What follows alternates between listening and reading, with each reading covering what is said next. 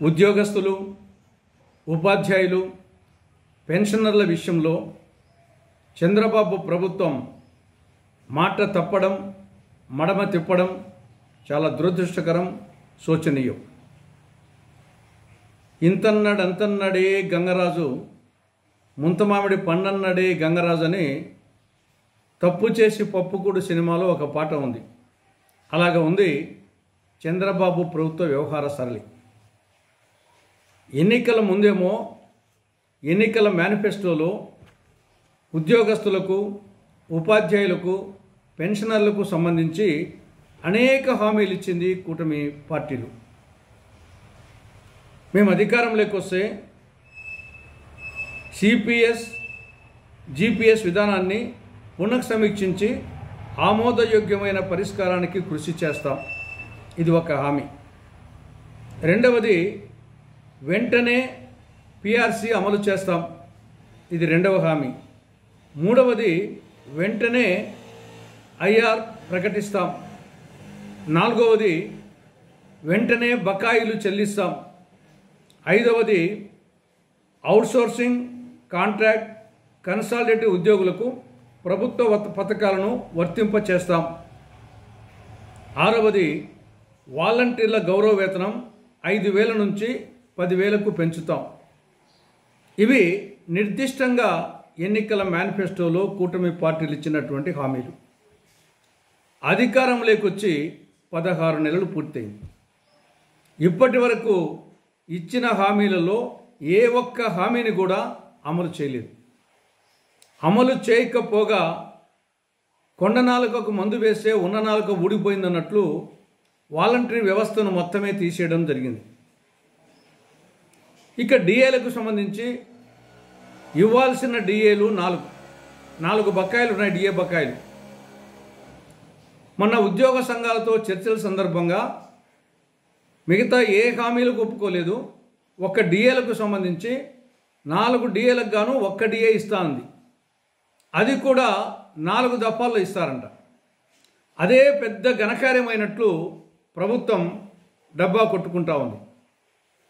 కాబట్టి ప్రభుత్వ వ్యవహార సరళి ఎలా ఉందంటే, ఏరు దాటినంత వరకు ఓడమల్లన్న, ఏరు దాటినాక బోడిమల్లన్న అనే విధంగా ప్రవర్తిస్తూ ఉంది. ఇప్పటికైనా ఉద్యోగస్తులు, పెన్షనర్లు, ఉపాధ్యాయులకు ఎన్నికలకు ముందు మేనిఫెస్టోలో ఇచ్చిన హామీలను వెంటనే అమలు చేయాలి. ఇక ఏమాత్రం ఆలస్యం చేయవద్దు. ఇప్పటికే చాలా ఆలస్యమైంది. వెంటనే అమలు చేయాలని కాంగ్రెస్ పార్టీ కూటమి ప్రభుత్వాన్ని డిమాండ్ చేస్తూ ఉంది. లేకుంటే ప్రభుత్వ పతనము తప్పదని కాంగ్రెస్ పార్టీ హెచ్చరిస్తూ ఉంది. ఇక రెండవ విషయం, ఆరోగ్యశ్రీ. చంద్రబాబు పాలనలో రాష్ట్రంలో ఆరోగ్యశ్రీ అనారోగ్యశ్రీ అయింది.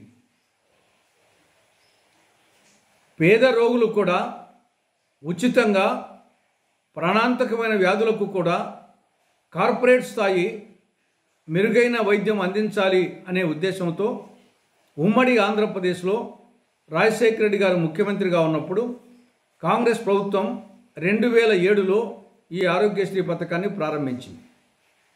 ఈ పథకం వలన లక్షలాది మంది రోగులు యమలోకానికి పోయి తిరిగి భూలోకానికి వచ్చారు, పునర్జన్మ పొందారు.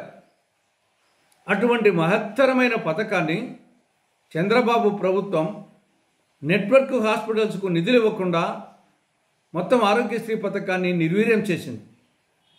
అనేక నెలలుగా నెట్వర్క్ హాస్పిటల్స్కు బకాయిలు పెండింగ్లో ఉన్నాయి. దాదాపు 3,000 కోట్ల రూపాయలు బకాయిలు పెండింగ్లో ఉన్నాయి. నెట్వర్క్ హాస్పిటల్స్, మేము సిబ్బందికి జీతాలు ఇవ్వలేకపోతున్నాం, కరెంటు బిల్లులు కట్టలేకపోతున్నాం, మా మొర ఆలకించండి, బకాయిలు చెల్లించండి అని చెప్పేసి ఎన్నిసార్లు మొరపెట్టుకున్నా చెవిటి వాని ముందర శంఖమూదినట్లుంది. గత నెల రోజులుగా సమ్మెలో ఉన్నాయి నెట్వర్క్ హాస్పిటల్స్ ఆరోగ్యశ్రీ విషయంలో. గత 13 రోజులుగా ఆరోగ్యశ్రీ సేవలు పూర్తిగా బంద్ అయిపోయినాయి. అయినా ప్రభుత్వానికి చీమ కుట్టినట్టు కూడా లేదు. ఇప్పటికైనా చంద్రబాబు ప్రభుత్వం ఆరోగ్యశ్రీ పథకం కింద చెల్లించాల్సిన 3,000 కోట్ల రూపాయలు బకాయిలను వెంటనే నెట్వర్క్ హాస్పిటల్స్కు చెల్లించాలని, ఆరోగ్యశ్రీ పథకాన్ని సమర్థవంతంగా అమలు చేయాలని కాంగ్రెస్ పార్టీ డిమాండ్ చేస్తూ ఉంది.